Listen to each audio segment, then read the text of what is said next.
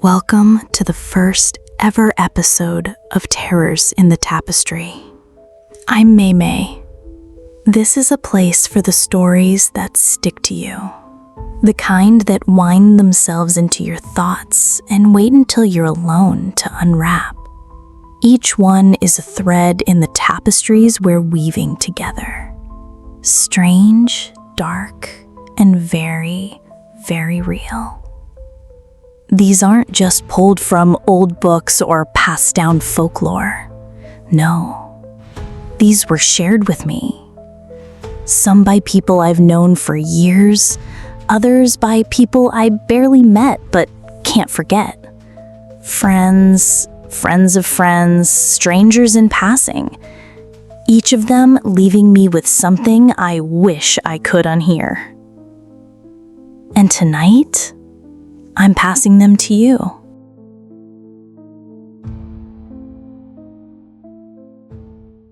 Daniel was an old friend from college. We'd lost touch for years, but one night my phone lit up at 2:17 a.m. with his name.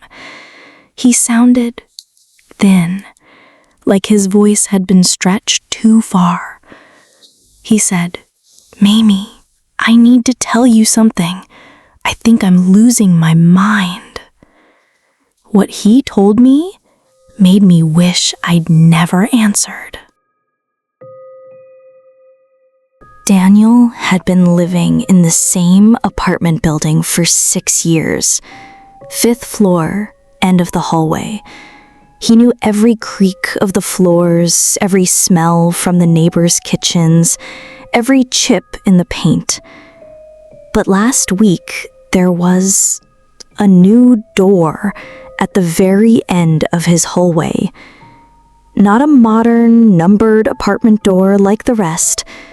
This was old, peeling white paint, wood swollen from age, a tarnished brass knob with a keyhole shaped like an eye. The first time he opened it, the hinges groaned like something waking up. Inside was a small room, bare. Dust floated in a thin column of pale light from a single window.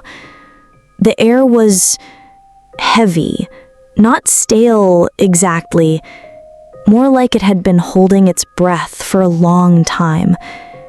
Every time he passed it after that, the room was different. Once the window was boarded up. Another time there was a single wooden chair facing the corner. And then the corner wasn't empty anymore. At first, I thought it was a shadow, but it was breathing. Slow, deep, like it had been there a while.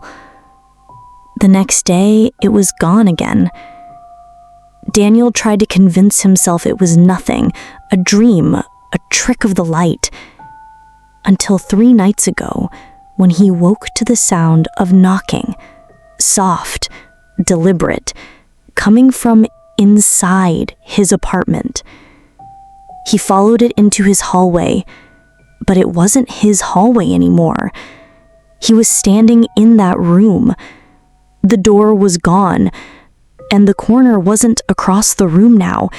It was right in front of him. Skin stretched too tight over bone. A face with no mouth, yet smiling.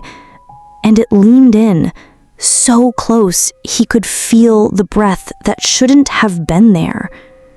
Then, he blinked. He was back in his hallway. The door was closed. And the next morning, it wasn't there at all.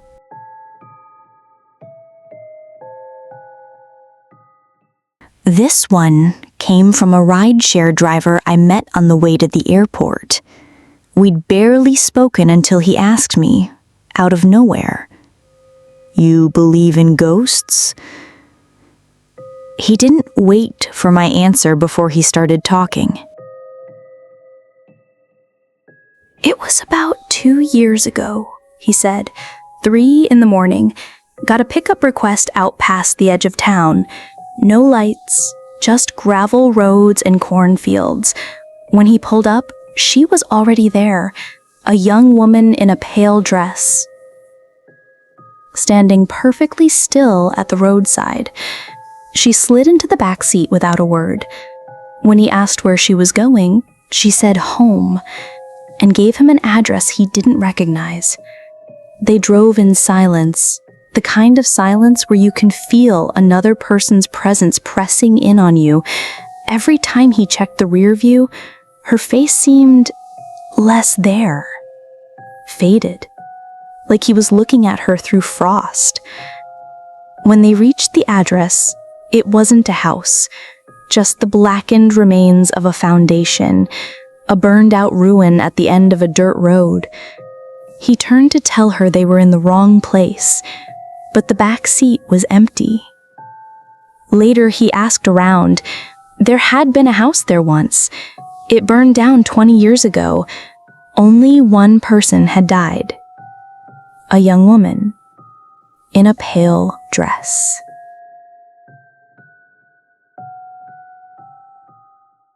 The last one came from my cousin Sarah. She's not the type to believe in the paranormal until this happened. She swore to me she'd never talk about it again, but she told me once. It started with tapping, she said, under the floorboards. At first I thought it was pipes or maybe a raccoon, but the tapping turned into whispers. Not full words, just the shape of them. The wet hiss of syllables pushing through two small spaces. One night, her husband was away. She heard it again. Only this time, it said her name. She followed the sound into the basement. The air was cold enough to burn her lungs. She knelt and pressed her ear to the floor. "Let me in." The voice was right beneath her. She bolted upstairs, locked the basement door. In the morning, she went down again. Daylight made her braver. And that's when she found the trap door. It was hidden under the basement stairs.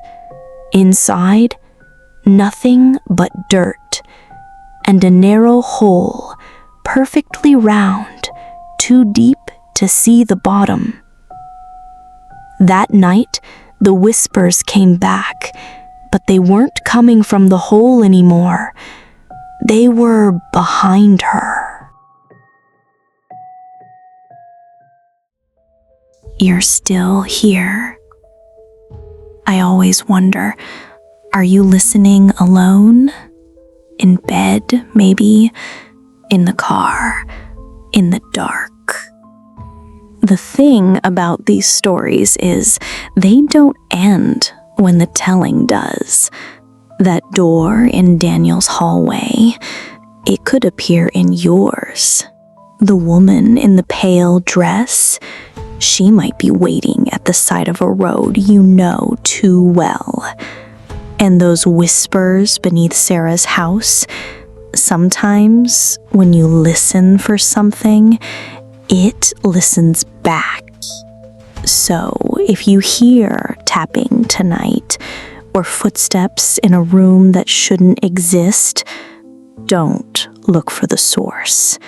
Because once you find it, it might not let you go.